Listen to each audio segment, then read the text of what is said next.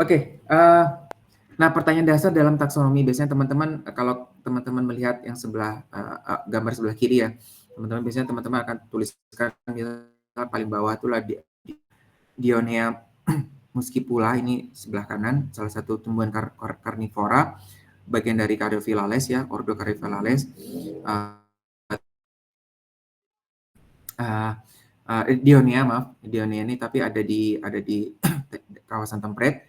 Jadi kita bisa lihat bagaimana dia dikelompokkan, dia masuk ke genus apa, ke dalam famili apa, ke dalam ordo apa.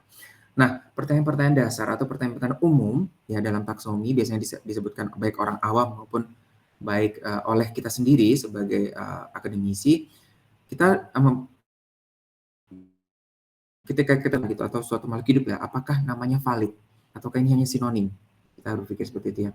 Kemudian di mana herbariumnya atau spesimen yang menjadi acuan? Fotonya seperti apa? Ya pasti pengen lihat ya teman-teman, bentukannya seperti apa sih gitu ya. Terus ini pertanyaan-pertanyaan yang harus muncul mungkin di benak teman-teman ya. Kemudian literaturnya dari mana? Di mana kita bisa melihat literaturnya? Protolognya apa?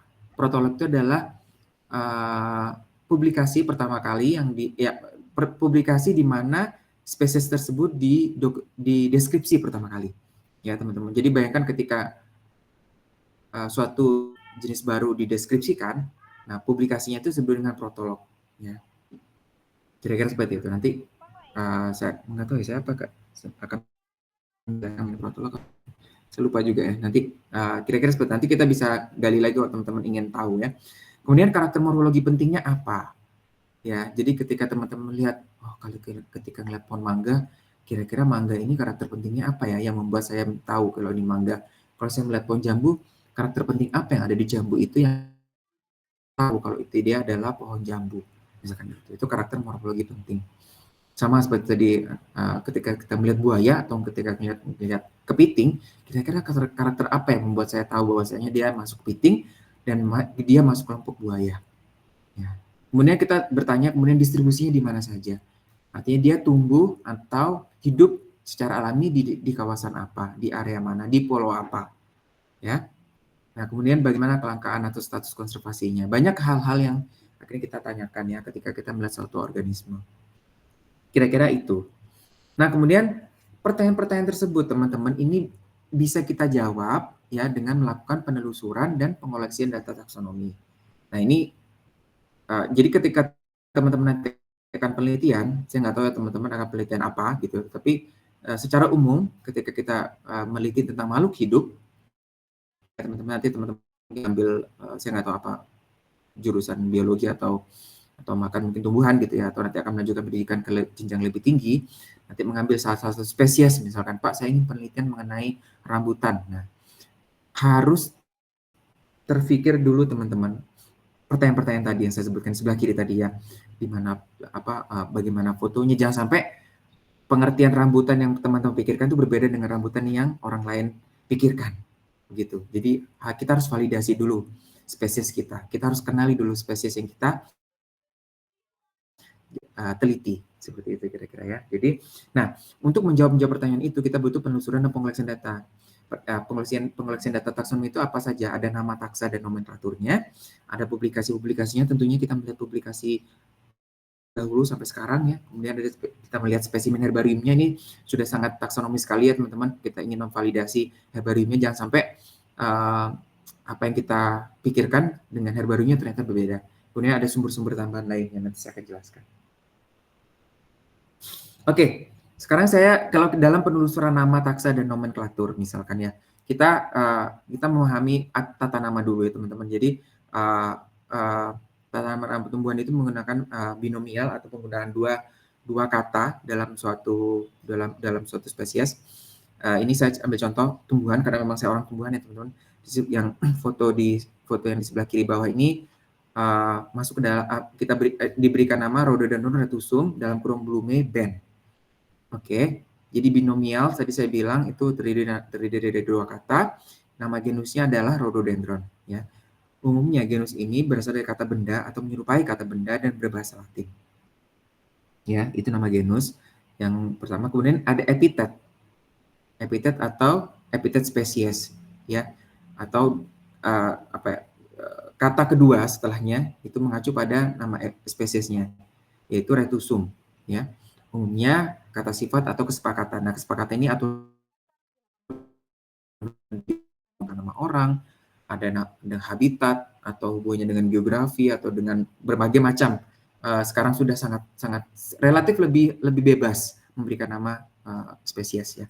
Jadi itu, dan ada nama autor, jangan salah. Jadi jangan sampai teman-teman bingung kenapa sih Pak di nama spesies itu selalu ada di belakangnya gitu ya.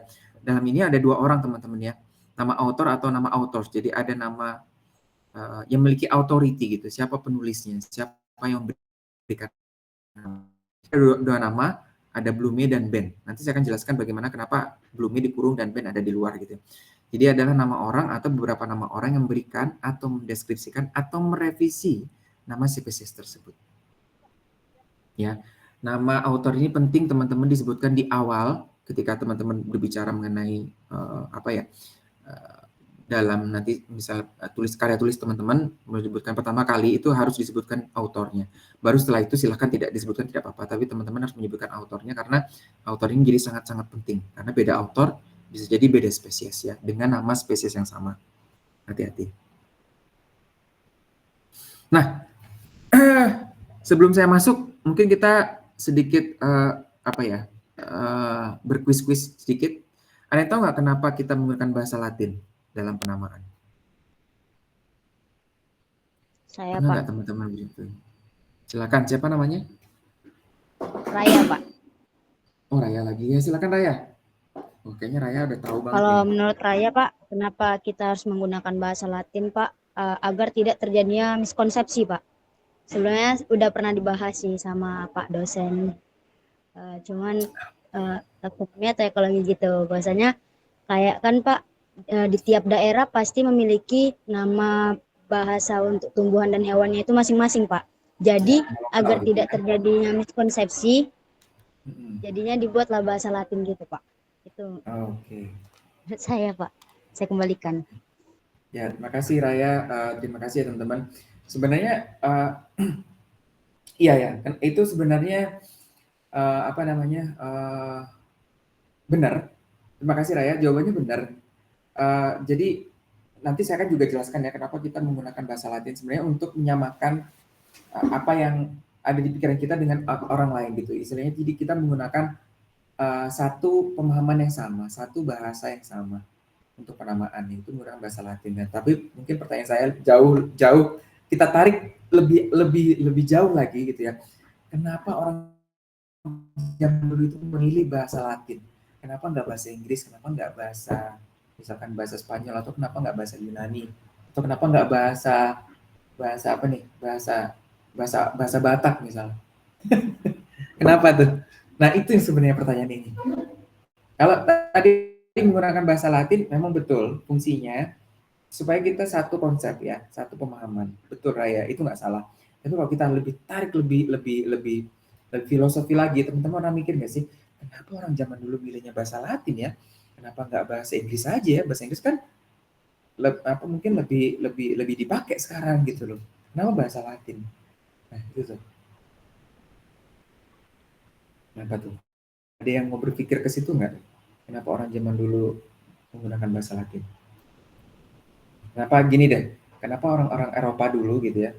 Atau let's say Bapak taksonomi kita, Carus Linnaeus itu menggunakan bahasa Latin. Ya silakan. Siapa tuh?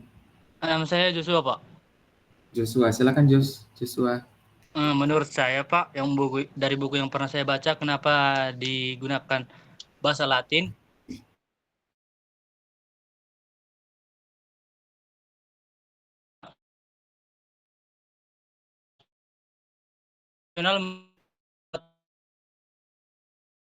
Sama seperti itu, Pak. Oke. Terima kasih Joshua. Tepat jawabannya ya. Jadi mungkin alasannya kalau salah sih enggak sih sebenarnya. Jadi gini teman-teman, saya akan jawab ya supaya kita tidak terlalu berlama-lama ya teman-teman. Terima kasih Joshua jawabannya. Jadi teman-teman bahasa Latin itu adalah bahasa yang sudah mati. Nah, apa sih pengertian bahasa sudah mati itu? Bahasa Latin itu sudah tidak lagi digunakan. Ya. Jadi zaman dulu juga sebenarnya bahasa Latin itu sudah tidak lagi digunakan. Jadi sekarang pun juga tidak ada lagi masyarakat yang menggunakan bahasa Latin. Nah, kenapa dipilih bahasa Latin? Karena sudah mati. Kenapa dipilih bahasa yang sudah mati? Karena bahasa yang sudah mati itu tidak akan mengubah arti. Jadi teman-teman bayangkan kalau kita menggunakan bahasa Indonesia itu sekarang sudah banyak sekali kata-kata yang bergeser maknanya, bertambah bahkan ya, kita sudah mulai mengenal mungkin bahasa-bahasa yang sudah kekinian, apalagi teman-teman yang apa anak-anak muda sekarang ya sudah menggunakan bahasa-bahasa yang mungkin akhirnya diserap oleh bahasa Indonesia menjadi bahasa Indonesia. Mungkin awalnya tidak ada menjadi ada gitu ya. Nah itu, dan ada juga arti-arti yang mulai bergeser yang tadinya mungkin artinya seperti ini kemudian jadi seperti itu. Banyak sih kalau kita teman-teman perhatikan ya, banyak perubahan-perubahan karena bahasanya tumbuh gitu, berkembang. Nah, bahasa Latin ini bahasanya sudah mati, tidak lagi dipakai. Harapannya apa teman-teman? Ketika dia mati, apa yang dipahami oleh orang zaman dulu itu sama dengan apa yang dipahami kita saat ini. Kan tidak ada perubahan makna, ya, tidak ada perubahan arti. Di situ kenapa bahasa mati digunakan. Atau memang ini sedikit sedikit konspirasi juga bahwasanya mungkin akademisi zaman dahulu itu dekat dengan kehidupan gereja pada saat di Eropa ya. Jadi memang kehidupan. Jadi gini, banyak sekali gerejawan atau rohaniawan yang kemudian juga memiliki bukan memiliki fungsi ya, memiliki hobi atau kesukaan terhadap sains akademisi. Jadi banyak dulu orang-orang mungkin teman-teman bayangkan ya orang-orang yang mungkin di kalangan gereja pada zaman dulu, rohaniawan itu mungkin banyak free time-nya ya, banyak waktu luangnya sehingga dia juga berpikir mengenai ilmu pengetahuan sehingga banyak mendominasi lingkungan gereja. Nah, bahasa Latin itu kemudian kan juga banyak digunakan di Alkitab ya gitu. Nah, artinya dan konspirasi bahwasanya akademisi-akademisi itu juga berkomunikasi dengan bahasa Latin agar ilmu pengetahuan mereka tidak dicuri. Artinya agar ilmu pengetahuan ini menjadi sangat eksklusif untuk kalangan mereka saja. Itu konspirasi ya teman-teman. Ada yang bilang seperti itu. Kenapa dipilih bahasa Latin? Jadi ya karena kita kan sesama peneliti atau sesama akademisi punya kebanggaan nih. Jadi kita berkomunikasi dengan bahasa yang tidak dipahami oleh orang lain gitu. Kira-kira seperti itu. Itu konspirasi saja. Tetapi yang pasti bahwasanya bahasa Latin adalah bahasa yang sudah mati sehingga memahaminya dulu dan sekarang adalah sama. Kira-kira itu jawabannya. Itu bisa didiskusikan teman-teman, tidak selalu benar, tidak selalu saya benar, ya kira-kira gitu. Oke. Sebentar, ternyata laptop saya mau mati, jadi saya pasang chargernya dulu. Saya lupa.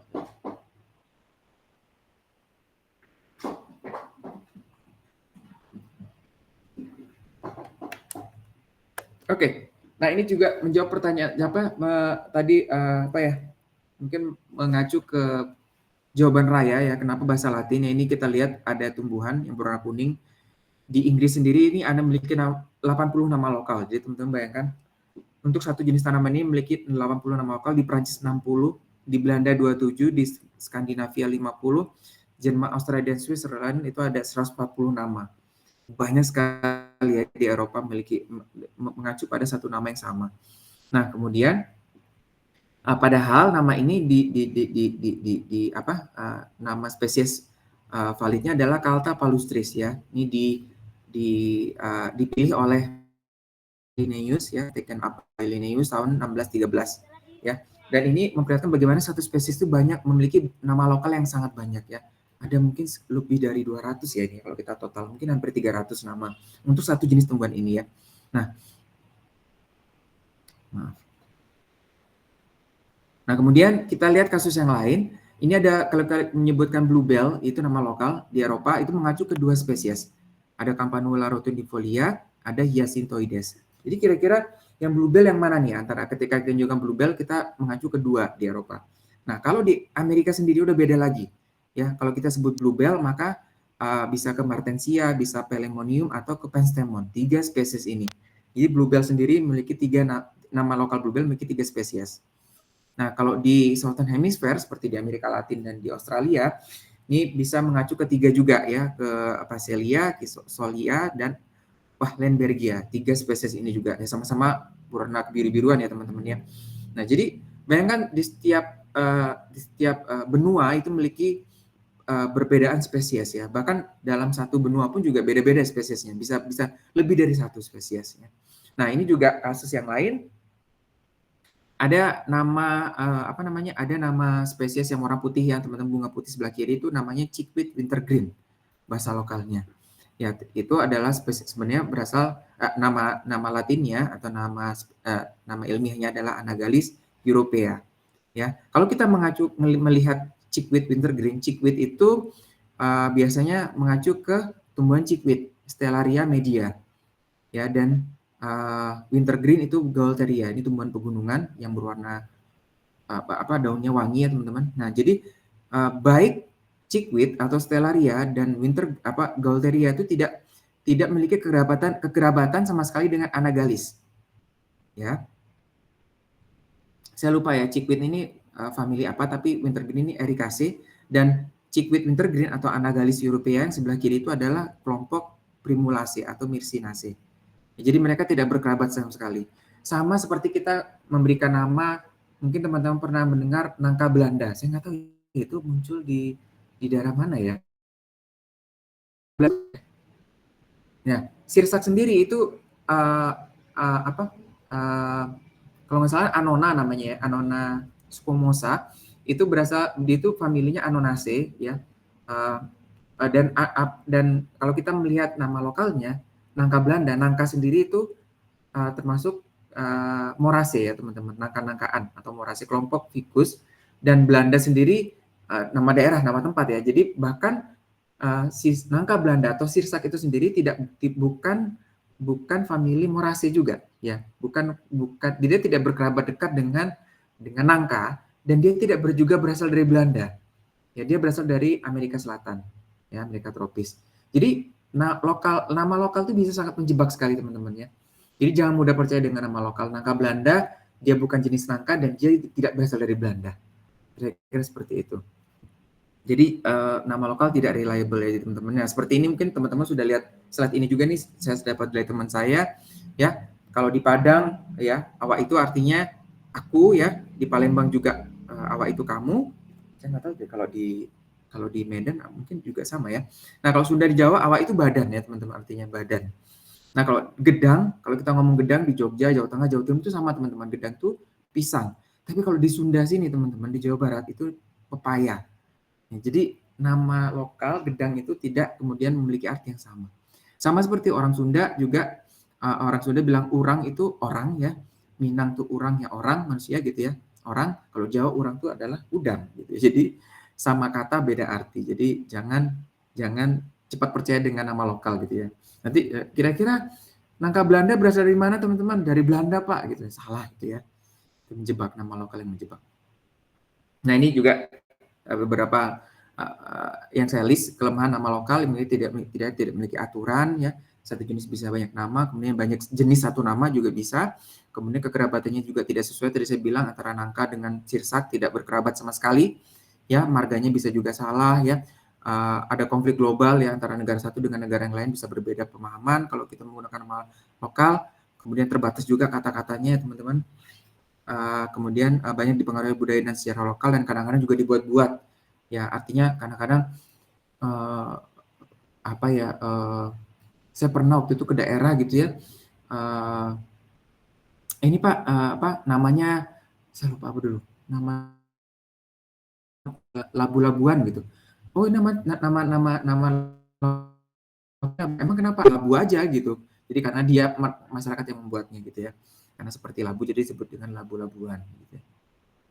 Nah, kemudian permasalahan nama lokal ini kemudian Carolus Linnaeus, bapak taksonomi kita, memiliki solusi ya. Salah satu solusinya yaitu binomial nomenklatur yang dituliskan dalam spesies Plantarum tahun 1753 ya. Dia come up dengan ide bahwasanya memberikan nama itu harus dengan dua kata. Nah, kira-kira ini bagian dalam dari spesies Plantarum, tapi jangan lihat fotonya teman-teman ya, karena zaman dulu tidak ada foto ya. Jadi saya hanya memperlihatkan bagaimana kalau kita buka spesies Plantarum halaman 112 sampai 113 itu ada genus Plantago yang ada sebelah sini, ada Plantago major. Jadi gambarnya seperti ini. Mereka menggunakan bahasa Latin pada zaman dahulu, dan paling atas disebutkan genusnya dan sebelah kiri spesiesnya. ya. Jadi belum bergabung seperti yang sekarang. Jadi Plantago spesiesnya ada di sini, major. Kemudian ada morfologi karakter. Di sini juga menggunakan bahasa Latin, ya. Karakternya seperti apa, mungkin daunnya seperti apa. Kemudian di sini sebutkan sinonimnya, teman-teman. Ya, ada sinonim. Jadi sinonim ini artinya semua nama yang diberikan sebelum Carolus Linnaeus menentukan ini namanya. Kira-kira seperti itu. Jadi dahulu Plantago major ini disebut juga sebagai Plantago Picato, ada yang Plantago latifolia, ada Plantago major juga, ada Plantago latifolia glabra minor. Namanya macam-macam. Akhirnya dibikin aturan sama Carolus Linnaeus menggunakan dua kata Plantago major, dan ini adalah semua sinonimnya. Jadi Linnaeus sangat menghormati karya atau penamaan yang diberikan terdahulu. Ya, tidak serta-merta menghilangkan. Jadi ketika orang berpikir, oh saya dulu punya loh tumbuhan Plantago latifolia vinuata gitu ya. Nah, itu sebenarnya sama seperti Plantago major karena dia merupakan sinonim. Nah, kira-kira gambaran dari spesies plantarum itu seperti ini, bagaimana ini itu mengintroduksi aturan menggunakan dua suku kata, ya, dua kata. Dan sini juga kita bisa lihat bahwa di bagian bawah ini ada tulisan habitat. Dia juga menerangkan tentang distribusinya di Eropa dan sekitarnya, ya. Oke, nah aturan penamaan tumbuhan dalam botani disebut botanical nomenclature atau sistem metode penamaan tumbuhan yang teman-teman bisa download di website ini ya, di ipttaxon.org atau botanical code. Ini International Code of Nomenclature for Algae, Fungi, Plants, itu jadi satu untuk alga, jamur dan tumbuhan. Bisa di-download dan itu terdiri dari seperti pasal-pasal gitu, teman-teman. Jadi kalau teman-teman ingin memberikan nama berdasarkan ini, aturannya seperti ini. Kalau untuk memberikan nama berdasarkan tempat, lokasi seperti ini gitu kira-kira. Dan untuk tumbuhan-tumbuhan kultivasi atau tumbuhan-tumbuhan pertanian gitu ya, budidaya, itu ada juga aturannya International Code of Nomenclature for Cultivated Plants, ada di actacort.org. Nah, botanical nomenclature ini memiliki kongres, teman-teman. Jadi selalu diupdate, artinya ada perbaharuan aturan ini yang kemudian didiskusikan dalam bentuk kongres disebut sebagai International Botanical Congress. Ini yang ke-20 diadakan di Madrid, Spain tahun ini 2024. Sudah kemarin ya, sekitar bulan Juni, IBC 2024 itu. Nanti mungkin sekitar akan ada lagi seperti itu 4 tahun kemudian atau bahkan 5 tahun kemudian ya, untuk merefresh bagaimana sistem penamaan tersebut ya.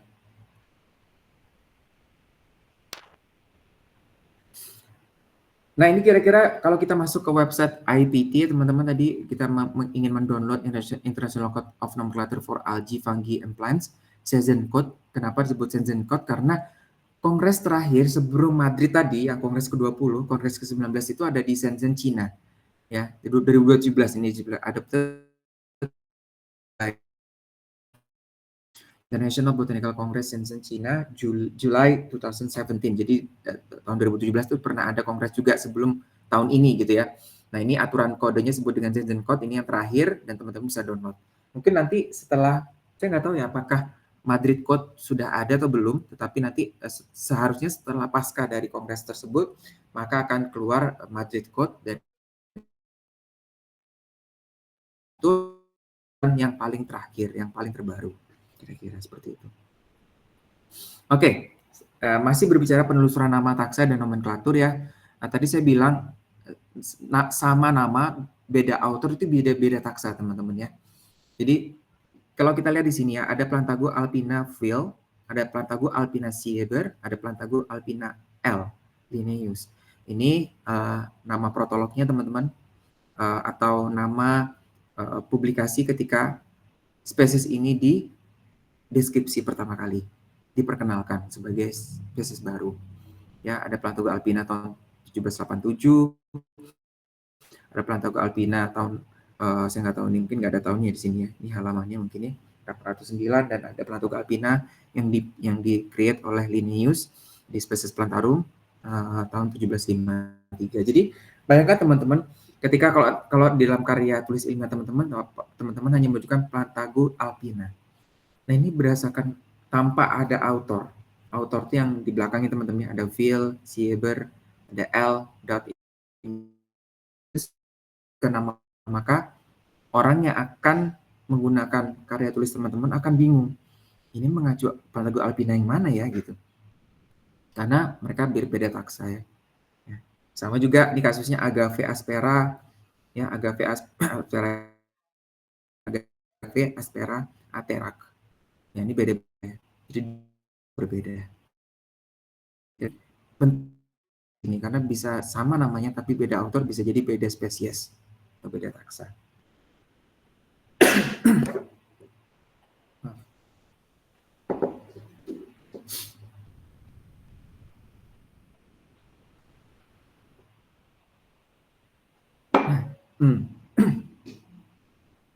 Baik, nama-nama ketika kita memiliki nama spesies, nah kita juga biasanya harus melihat juga publikasinya. Ya, jadi publikasi atau jurnal atau buku atau report kita cari, biasanya kita googling ya, oh dia ada di mana sih gitu, bagaimana kita cari informasinya. Nah juga kita juga bisa melihat herbariumnya. Sekarang herbarium tidak hanya, kalau teman-teman lihat herbarium ini awetan kering seperti ini ya teman-teman. Ini banyak hal yang saya skip ya teman-teman, karena memang saya ingin teman-teman meskipun hanya satu kali pertemuan, tetapi bisa banyak muat banyak informasi ya. Jadi sedikit informasi bahwa herbarium ini adalah awetan kering yang menjadi acuan dalam pendeskripsian tumbuhan atau identifikasi tumbuhan. Jadi bayangannya seperti ini ya teman-teman, tumbuhan yang sudah kering lengkap dengan bunganya yang sebelah sini dan ada daun-daunnya seperti ini. Biasanya seperti ini bentuk herbarium. Nah,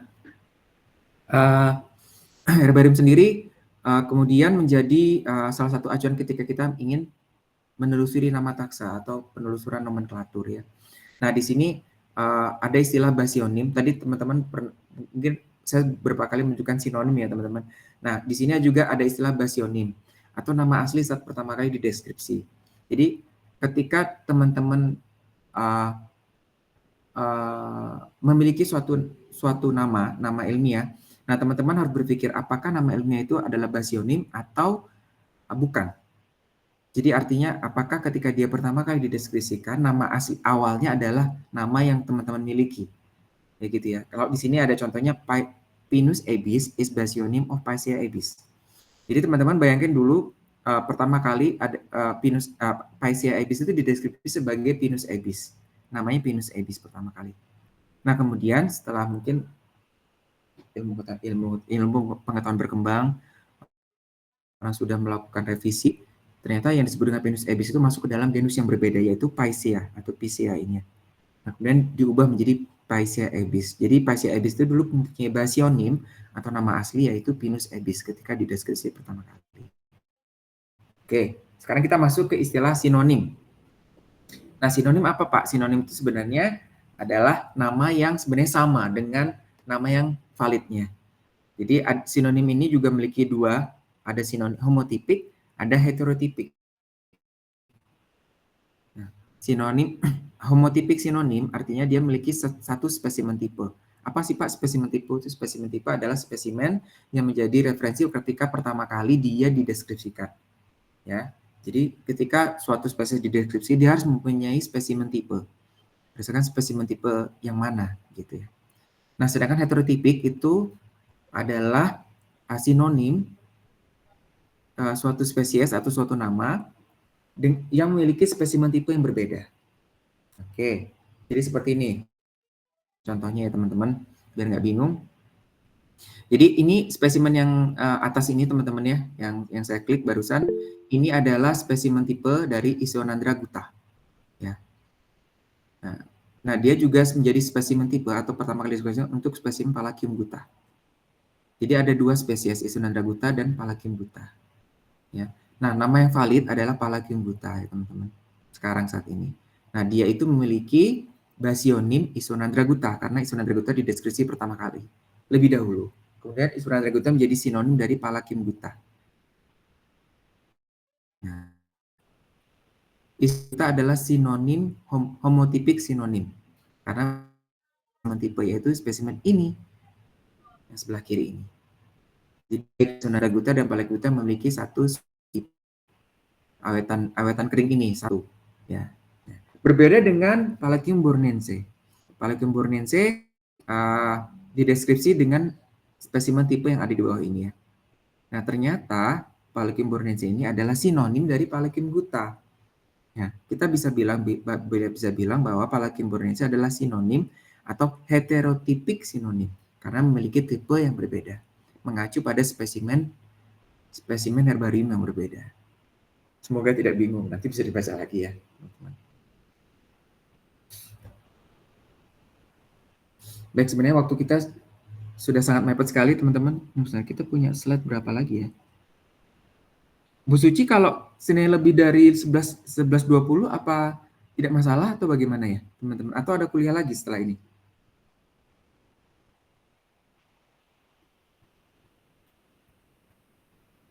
Halo? Teman-teman? Oke, kita lanjut ya. Nah, semoga masih online. Oke. Saya cuma memastikan jangan sampai saya keluar dari. Oke, kita lanjut teman-teman. Semoga tidak masalah ya kalau kita lebih dari 11.20 ya. Karena sekarang sudah 11.16 ya. Nah, kemudian penelusuran nama ini juga kita bisa lihat sebenarnya teman-teman gimana melihatnya. Ada dulu ya teman-teman, ada istilahnya indeks QNC, itu seperti buku ya teman-teman. Buku yang sangat tebal. Dia berisi spesies yang dideskripsi pada tahun tersebut ya. Keluar tahun 1885 sampai 96 ini masih menggunakan buku seperti ini ya. Sejak tahun 1753. Cuman karena buku ini berbentuknya buku, ini sangat memiliki keterbatasan. Yang pertama ada beberapa infraspecific names yang dipublish 1971, ini masalah taksonomi ya, nanti. Kemudian yang pastinya karena bentuknya buku jadi berat dan mahal ya, dan juga sulit ketika kita mencari ya. Kita nggak tahu, oh ini tahun berapa ya publishnya. Kita harus menelusuri bukunya satu demi satu, halaman per halaman untuk melihat spesies tersebut ya. Jadi kira-kira makan waktu ya, sehingga muncullah ide untuk muncullah IPNI di sini untuk menyatukan indeks QNC tadi yang dihasilkan oleh RBGQ, Royal Botanical Q, kemudian ada dari Harvard University, data dari Harvard University, dan data Australian Plant Names Index disatukan, kemudian menjadi the International Plant Name Index. Artinya kalau kita ingin melihat suatu nama, ya baik itu nama yang sinonim atau nama yang valid atau nama yang pernah dipublikasikan oleh siapapun, itu kita masuk ke website ini dan kita ketik saja namanya. Saya bisa lihat kalau kita mencari Saxifraga oppositifolia, maka akan muncul seperti ini informasinya. Kita bisa lihat dia di deskripsi pertama kali oleh Linnaeus ya, dengan nama L ini autornya. Kemudian di sini kita bisa lihat protolognya. Dia di deskripsi pertama kali di Species Plantarum halaman 1, volume 1 halaman 402 tahun 1753. Jadi di sini ada juga ininya protolognya. Oke, kita sedikit percepat teman-teman. Nah, kalau kita ini ada juga website yang cukup banyak saya gunakan dan teman-teman peneliti gunakan, dan mungkin Bapak Ibu dosen juga gunakan, dan teman-teman harus bisa menggunakan. Ya, ini sangat penting sekali. Kita sebutnya POWO, Plant of the World Online. Jadi teman-teman di sini kita bisa search nama genus bisa, nama family bisa, nggak salah, dan tentunya nama spesies. Di sini kita bisa banyak dapat informasi ya teman-teman, mulai dari kalau kita lihat mungkin mudah terlihat ya di sini ada protolognya juga kapan, ada autornya, kemudian dia apakah namanya sinonim ataukah diterima atau nama valid ya. Kemudian ini masuk family apa ya, seperti Paleochem guta ini masuk ke dalam family Sapotaceae. Kemudian kita juga bisa lihat distribusinya dia di mana aja. Ya, dia kalau Paleochem guta ini distribusinya di Kalimantan, Sumatera, dan Peninsular. Nah, di Jawa sendiri sebenarnya introduksi ya, teman-teman. Nah, kira-kira itu. Dan kita bisa lihat juga sinonimnya, teman-teman. Sinonim dari Paleochem guta ini apa saja. Gitu. Jadi, menurut saya POWO ini website yang cukup user friendly dan teman-teman bisa explore banyak hal di sini. Jadi, jangan takut untuk buka website ini dan teman-teman bisa cari sendiri spesies yang teman-teman ingin tahu gitu ya. Nah, selain itu juga Tropicus ya teman-teman. Saya udah lama nggak buka Tropicus, tapi Tropicus ini mirip dengan IPNI tadi ya, International Plant Name Index. Ini kita juga bisa melihat informasi referensinya, autornya siapa di Tropicusnya. Tapi saya udah lama nggak buka Tropicus, tapi harusnya masih ada ya. Kurang lebih sama fungsinya seperti IPNI, International Plant Name Index. Kemudian ada juga Digital Flora Indonesia. Ini yang Indonesia buatan dalam negeri ya. Dibuat oleh salah satu kolega saya Wendy Mustaqim dari Universitas Samudra di Aceh, ya teman-teman bersama teman-teman yang lain juga membentuk seperti checklist ya untuk tumbuhan-tumbuhan di seluruh Indonesia.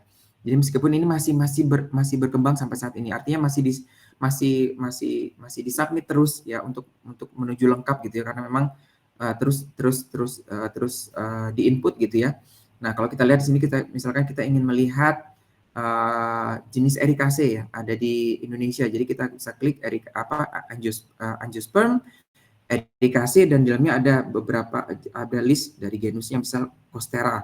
Nah, Costera ini ada di mana saja. Jadi teman-teman gampang kalau misalkan saya ingin mencari Syzygium yang ada di Pulau Kalimantan saja. Jadi teman-teman bisa saya nggak tahu apa bisa di-download apa tidak ya, saya lupa ya. Tetapi di sini dilihat ya, bisa dilihat teman-teman bahwasanya ada informasinya di Kalimantan, ada kemudian Sulawesi dan Maluku, ada Kalimantan lagi, Sumatera. Jadi teman-teman bisa men-sorting gitu ya, tumbuhan-tumbuhan apa jenis tertentu, atau misalkan teman-teman diminta untuk mencari jenis-jenis Ericacea yang ada di Pulau Sulawesi saja, atau ada di Pulau Kalimantan saja, atau jenis mangga apa saja yang ada di Papua misalkan, seperti itu bisa dari website ini.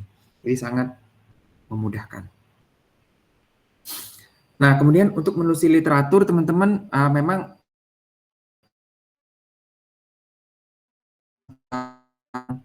yang masih relevan ya sampai saat ini kita juga, tapi sekali lagi karena kita banyak terpisah oleh jarak gitu ya, tidak semua teman-teman berkesempatan atau punya biaya untuk misalkan datang ke perpustakaan di BRIN atau perpustakaan pusat, atau juga datang ke perpustakaan di luar negeri, sehingga banyak sekali sebenarnya perpustakaan online yang sangat banyak membantu. Baik, saya pun juga masih menggunakan library online ini. Salah satu yang paling sering saya buka adalah BHL atau BHL ya, Biodiversity Heritage Reading, untuk melihat protolog atau publikasi-publikasi yang sangat-sangat tua. Biasanya sudah ada, jadi kita tinggal cari, nanti kita bisa download free ya teman-teman. Jadi kita bisa tuliskan nama ilmiahnya juga, dan kita bisa banyak nemu protolog atau monograf yang lama-lama gitu ya. Ada juga kita bisa masuk ke Flora of the World online gitu ya. Dan ada Harvard juga, jadi jangan khawatir kalau teman-teman bisa online. Jadi ada Flora online juga sekarang udah banyak sekali di Science and Library Catalog. Tadi saya bilang ada glossary online juga, ada botanical translation. Udah banyak sekali penulisan literatur yang kita bisa dapatkan secara online. Jadi jangan putus asa. Nah, kita percepat. Istilah monografik, ada floristik, ada supporting literatur, dan adalah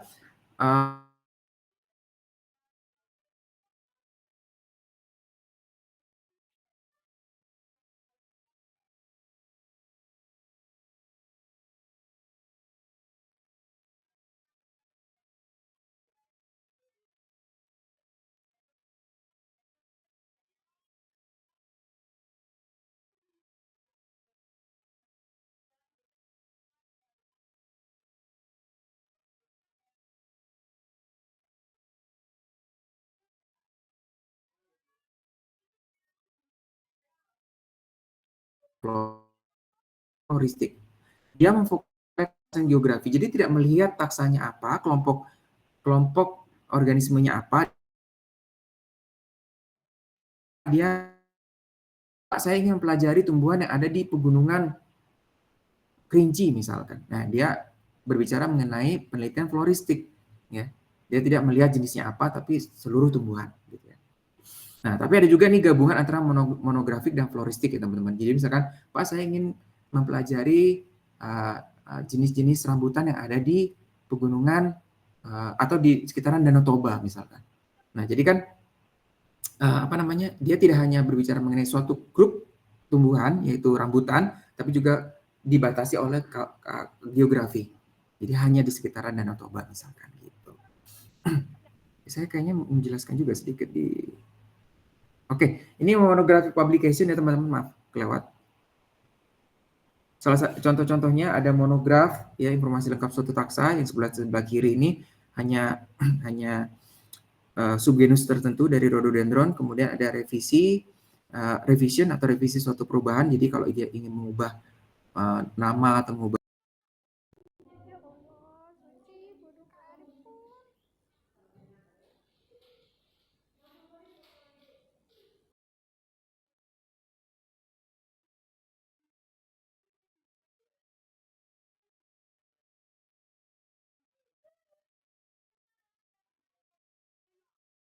rangkum dari publikasi orang lain.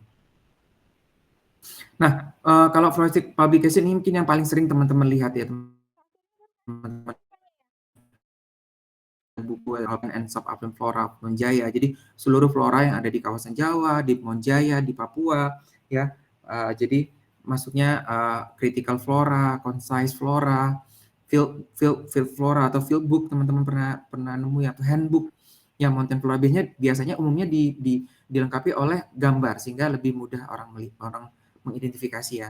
Ada manual key, ada checklist yang seperti checklist of wood plants of Sulawesi.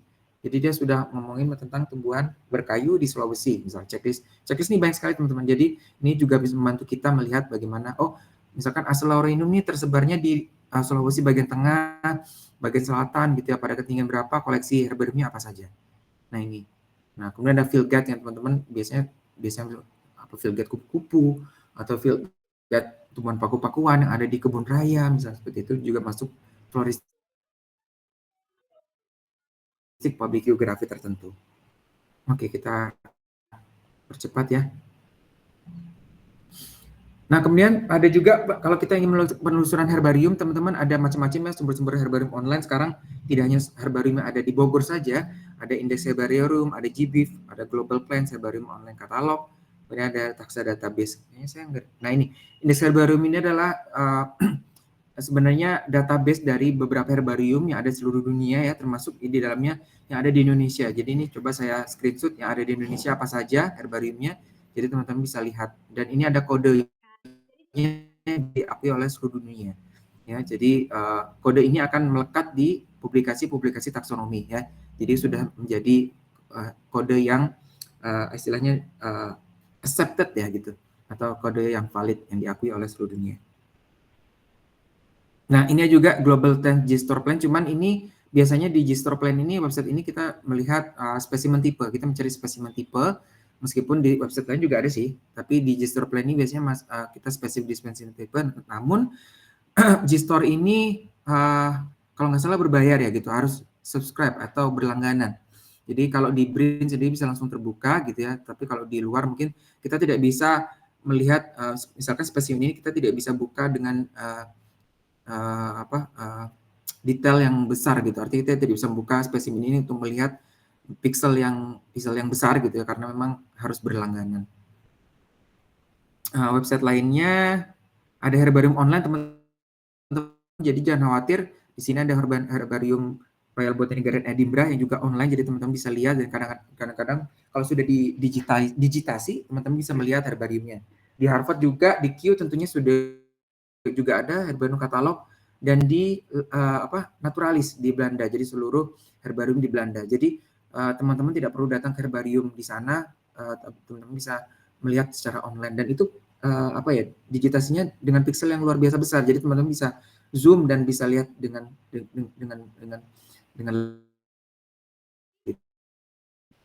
Nah, kemudian ada juga beberapa website yang spesifik taksanya ya, grup tertentu gitu ya, seperti ada Begonia Resource Center, ada Sapotasi Resource Center, ini juga menjadi salah satu tempat untuk melihat nama, melihat herbarium juga bisa.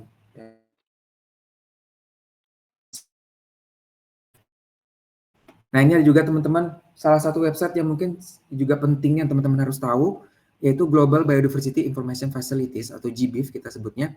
Saya di sini hewan, tumbuhan, jamur juga rasanya ada. Jadi teman-teman di sini kalau nanti teman-teman punya waktu, teman-teman coba observe, dan ini gratis ya, teman-teman bisa login, sign up secara gratis, dan teman-teman bisa melihat, misalkan teman-teman ingin melihat jenis-jenis burung yang ada di kawasan atau di Pulau Bangka misalkan, atau di Pulau Belitung saja. Jadi teman-teman bisa nanti memilih memilih lokasi, di bagian lokasi ini nanti teman-teman bisa memblok bagian Pulau Bangka saja sehingga akan muncul seluruh spesies yang tercatat yang pernah ada di sana. Dan GBIF ini disupport oleh banyak instansi ya, mulai dari nasional sampai internasional juga gitu. Jadi database-nya merupakan diberikan oleh berbagai macam instansi. Namun GBIF ini juga harus hati-hati ya teman-teman. Jadi tidak serta-merta menjadi valid ya, karena banyak sekali instansi yang memberikan informasi ke dalam GBIF ini sehingga bisa jadi informasi itu tidak selamanya benar gitu. Jadi teman-teman harus memfilter juga. Paling tidak memberikan teman-teman gambaran, oh apa yang akan saya dapat, apa yang bisa informasi ini menjadi bahan paling tidak modal gitu ya, jenis-jenis yang ada di kawasan tertentu.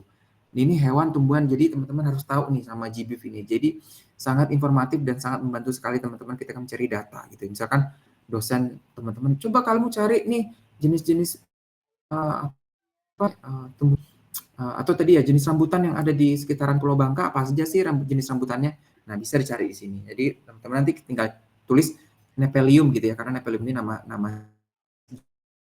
rambutan. Nephelium jenis spesies apa saja sih yang ada di Pulau Bangka. Jadi teman-teman bisa searching dari GBIF ini sebagai bahan mentah, baru nanti teman-teman telusuri atau validasi apakah benar-benar ada di situ berdasarkan publikasi apa saja gitu. Oke, ini ada juga penelusuran herbarium, genomik, dan informasi lain. Ini juga di GenBank. Jadi kalau teman-teman yang nanti kerja dengan molekuler akan familiar dengan GenBank itu atau NCBI. Nah, jadi di sini teman-teman tidak hanya mencari melakukan validasi nama. Jadi artinya gini, ketika teman-teman punya data sequence atau data urutan bahasa, nanti teman-teman bisa coba BLAST di sini. Karena itu hasil dari BLAST itu nanti akan memperlihatkan atau hasil sequence itu berkerabat dengan spesies apa, gitu, secara molekuler. Di sini cukup banyak juga, jadi kadang-kadang juga terpaut informasi herbarium juga. Jadi hasil terpaut herbarium apa atau dia publikasinya di mana, seperti itu. Jadi nanti teman-teman yang kalau akan bekerja dengan molekuler buka-buka website GenBank ini. Oke, sebelum kita akhiri teman-teman, saya ingin sedikit simulasi. Semoga tidak masalah ya Bu Suci. Mohon maaf ini terlewat waktunya, mungkin semoga tidak jadi masalah teman-teman. Jadi agar apa yang saya sampaikan itu bisa tidak hanya jadi teori teman-teman. Jadi silakan teman-teman dengan HP-nya masing-masing atau dengan laptopnya masing-masing, silakan buka http://powoscienceq.org atau ketik di Google Powo gitu ya. Nanti akan muncul http ini ya, powoscience.org, dan silakan teman-teman cari nama spesies ini yang ada di hadapan teman-teman ini, kemudian jawab pertanyaan yang di bawahnya ini. Siapa yang pertama kali mendeskripsikan spesies ini, pada tahun berapa, dan spesies ini dari daerah mana? Masih semangat ya? Ini bagian akhir kita, jadi simulasi saja. Jadi saya ingin teman-teman familiar dengan website Powo. Ya, silakan dibuka powo.science.q.org ini ya sekarang. Dan saya tidak perlu spesies dari tumbuhan yang ada di depan ini, ya cukup familiar ya teman-teman. Ya. Tapi jangan ditulis padi ya teman-teman di pelosok, karena kalau teman-teman tulis ini padi tidak akan muncul ya, karena itu nama lengkap ya teman-teman. Jadi nama ilmiahnya maka akan muncul. Nanti coba teman-teman jawab pertanyaannya itu berdasarkan informasi di website Powo ini. Silakan. Saya sambil minum. Saya beri waktu berapa menit? 2 menit rasanya cukup sih.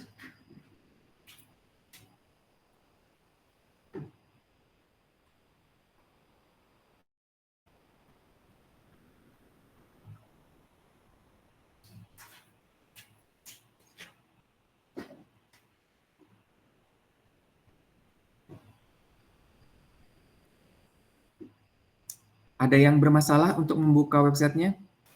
Tidak, Pak. Good. Kalau bermasalah mungkin internetnya yang bermasalah, belum isi pulsa mungkin. Ya, teman-teman bisa tidak harus teman-teman ya, silakan apa-apa untuk observasi. Jadi saya harap teman-teman silakan mungkin salah satu dari mau volunteering untuk menjawab pertanyaan di depan di slide.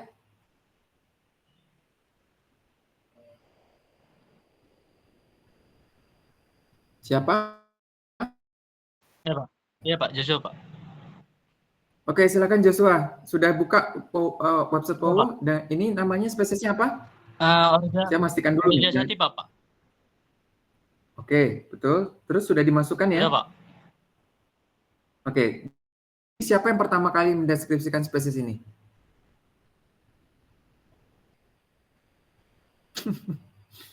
Ayo.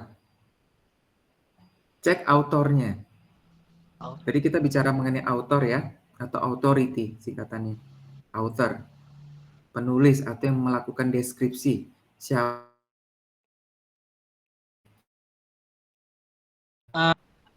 Acevedo Bukan Rodriguez Pak.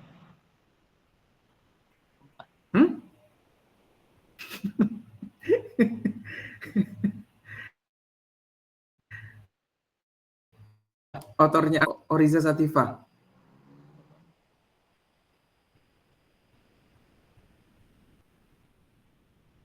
Teman-teman harus buka Powo loh ya, jangan cari. Saya tahu mahasiswa sekarang sangat kreatif sekali, kadang-kadang buka chat GPT atau langsung cari di Google gitu ya, siapa yang mendeskripsi atau pertama kali No, saya ingin teman-teman buka Powo Science ya. Tidak salah untuk googling atau apa, itu tidak salah. Cuman saya ingin teman-teman tahu cara dan tempat yang benar. Jadi teman-teman tidak tersesat ya. Ya, kesalahan kita adalah kita mencari informasi di tempat yang salah atau kita mencari informasi di tempat yang tidak terlalu benar.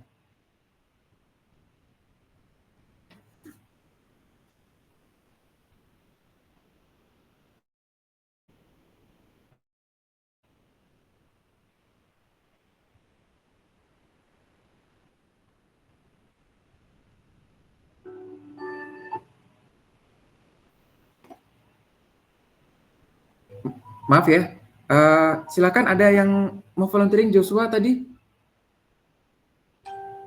Halo?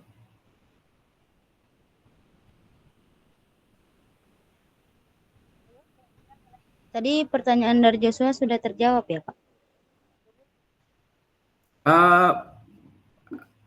Atau ada yang tidak setuju dengan Joshua? Atau ingin berpendapat lain?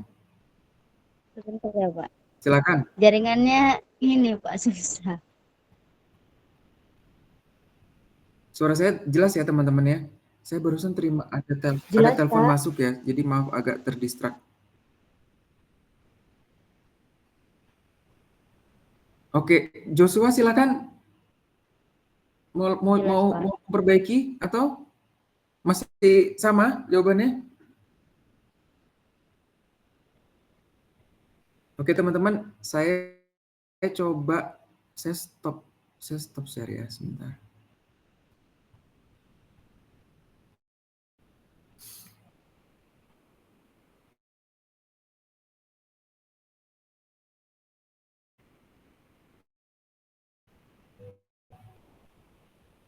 Oke, kalau saya sharing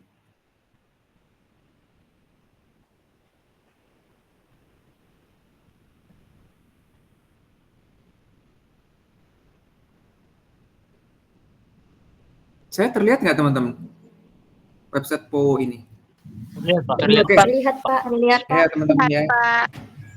Saya akan simulasikan ya. Nanti teman-teman simulasi sendiri aja ya. Oriza Sativa ya. Kita cari.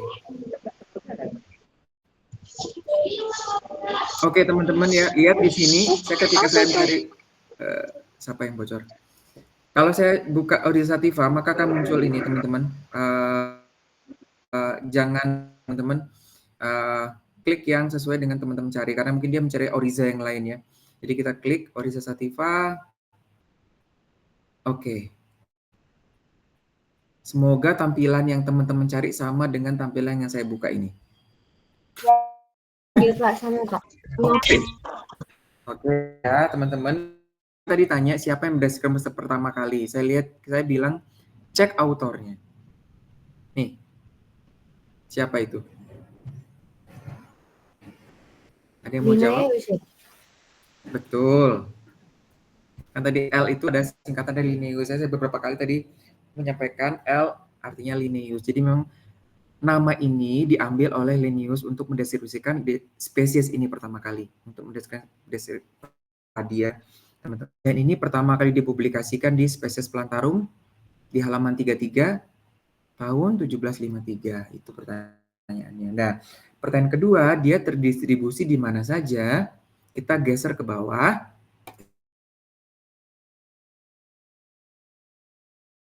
Warna ungu ya, warna hijau native tulisannya, ungu introduce.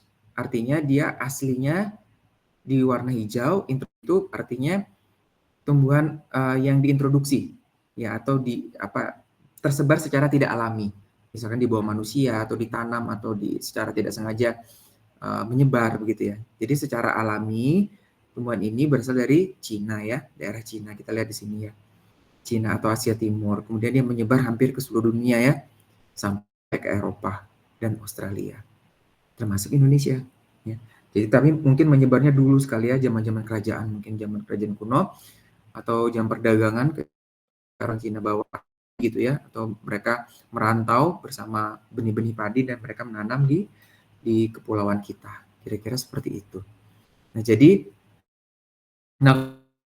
native to China North Central, China South Central, China South East, diintroduksi di mana aja, jelas ya. Kemudian ada homotipik sinonim, tadi saya kasih tahu ya. Homotipik sinonim adalah sinonim dengan satu tipe, satu spesimen tipe, yaitu Oryza palustris. Ada heterotipik sinonim, ini semua sinonim ya teman-teman. Ada Oryza arista, denutata, ini sampai banyak sekali. Oryza sativa ini ya, sampai ada varvarnya juga ya. Nah, ini juga adalah semua sinonim dari Oryza sativa. Nah, kalau kita telusuri ke bawah, luar biasa ya. Dan ini ada publikasi-publikasi yang teman-teman bisa cari untuk apa ya istilahnya, menelusuri spesies ini. Ada distribusi, sinonim, klasifikasi, ada publication juga. Ini klasifikasinya. Kalau teman-teman butuh klasifikasinya ini, kemudian ada data juga, ada kadang-kadang ini spesies, ini herbariumnya, katalognya. Ini di Q biasanya, karena kodenya K. Jadi spesimen tahun 2014 dikoleksi oleh Bursell dari Brazil. Ya, apakah ada image-nya? Yes. Jadi kita bisa lihat nanti di lihat katalognya Q, nanti kita bisa lihat masuk ke foto atau digitasi dari herbariumnya. Jadi luar biasa sekali teman-teman website ini. Dan teman-teman saya rasa harus familiar dengan ini ya. Dan ini bisa di-download teman-teman ya. Artinya kalau kita nanti sini ada download. Nah, ini download juga. Paling tidak teman-teman bisa. Nah, di sini ada tulisannya teman-teman, this species is accepted. Artinya ini namanya valid ya saat ini. Nah, kadang-kadang di sini juga ada informasi apakah dia digunakan sebagai apa oleh manusia gitu ya, oleh masyarakat. Ya, di sini is used as animal food and medicine, social uses and for fuel and food. Ya, jadi untuk bahan bakar dan untuk makanan. Oke, nanti bisa silakan teman-teman cari dari saya cukup. Stop share dulu dan saya kembali lagi. Baik. Kira-kira hari ini itu saja yang bisa saya sampaikan untuk hari ini. Ada pertanyaan teman-teman? Mungkin sebelum kita akhiri, maaf ya sudah lebih dari 2 jam.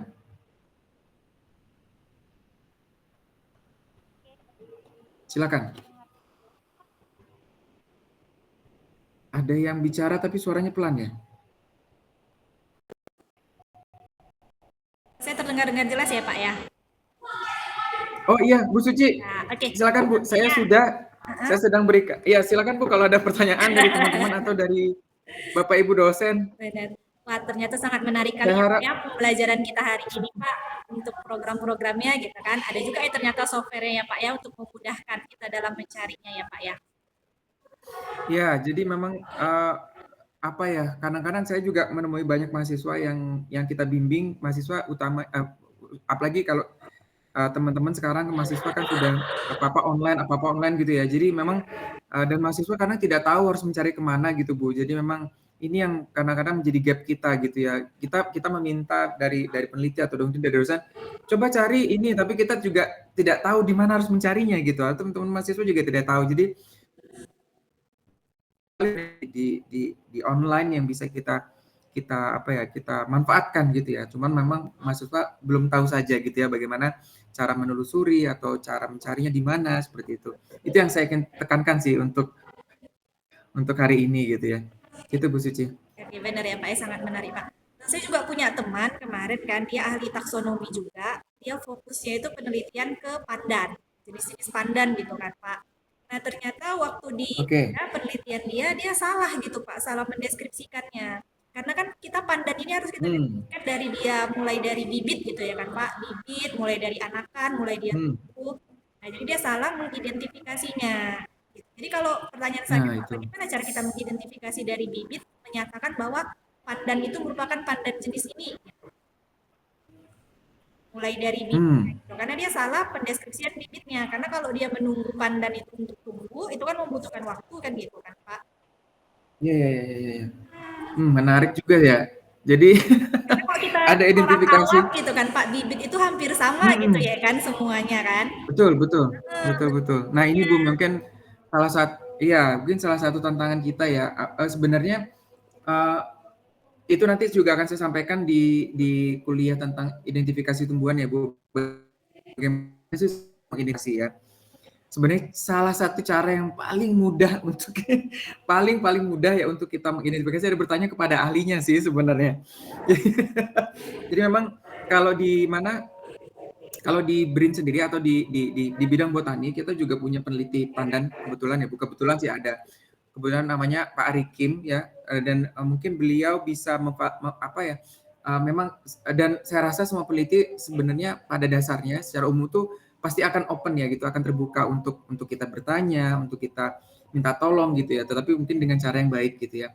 Dan memang untuk caranya kita memvalidasi supaya kita cepet lah istilahnya biar kita nggak salah, kita bisa jadi misal kita foto yang baik dari beberapa angle, kemudian kita bisa langsung bertanya juga ke ahlinya gitu, Pak, apakah misal anakan dari pandan ini adalah spesies ini gitu kan, itu kan yang maksudnya. Nah biasanya kan memang orang-orang yang sudah ahli, mau itu masih kecil gitu ya atau masih anakan atau sampai dewasa pun biasanya sudah lebih mudah merecognize gitu ya.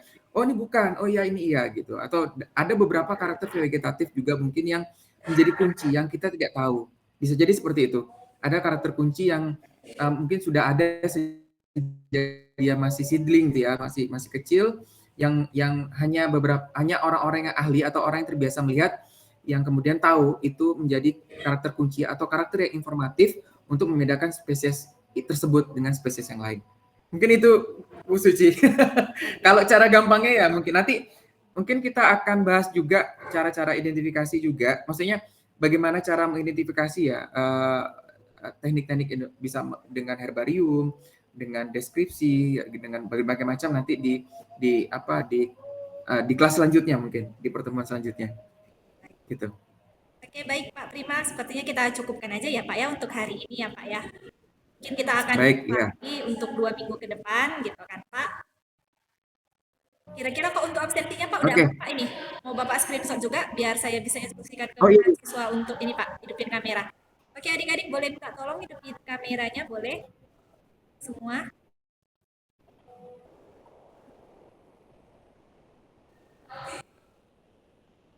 Halo. Oke. Udah dihidup semua.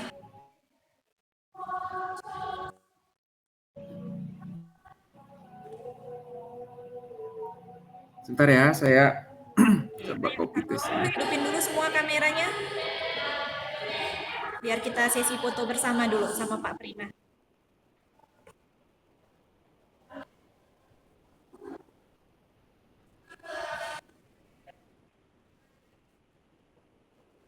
Oke, saya sudah Bu. Oke, sudah ya Pak ya. Terima kasih. Saya juga udah aman Pak ya. Baik Pak Prima, terima kasih buat kesempatan kita hari ini Pak Prima. Mungkin untuk sesi yang berikutnya 2 minggu kemudian ya Pak ya. Baru nanti kita akan jadwalkan lagi. Ya, nanti kita jadwalkan. Di hari apa gitu. Terima kasih teman-teman sekali lagi ya. Bu Suci dan teman-teman, semoga apa yang saya sampaikan bisa dipahami gitu ya. Meskipun mungkin banyak sekali informasi yang hari ini yang mungkin berseliweran di kepala teman-teman, tapi nggak apa-apa, supaya teman-teman lebih kaya lagi dan lebih berpikir lagi gitu. Ya, supaya tambah pintar lah intinya gitu. Makasih Bu Suci. Ya, terima Gitu. kasih Pak buat kesempatannya Pak. Sukses selalu Pak. Sehat ya Pak ya. Baik, mari saya pamit ya teman-teman. Assalamualaikum warahmatullahi wabarakatuh. Waalaikumsalam warahmatullahi wabarakatuh. Waalaikumsalam warahmatullahi wabarakatuh. Warahmatullahi wabarakatuh. Terima kasih Pak. Ya, sangat semangat. Terima kasih Pak.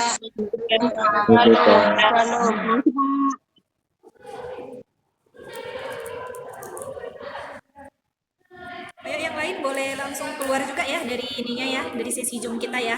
Terima kasih buat kesempatan hari ini. Oh iya, saya mau nanya dulu. Kuliah lapangannya ada kendala? Persiapan kuliah lapangan udah aman?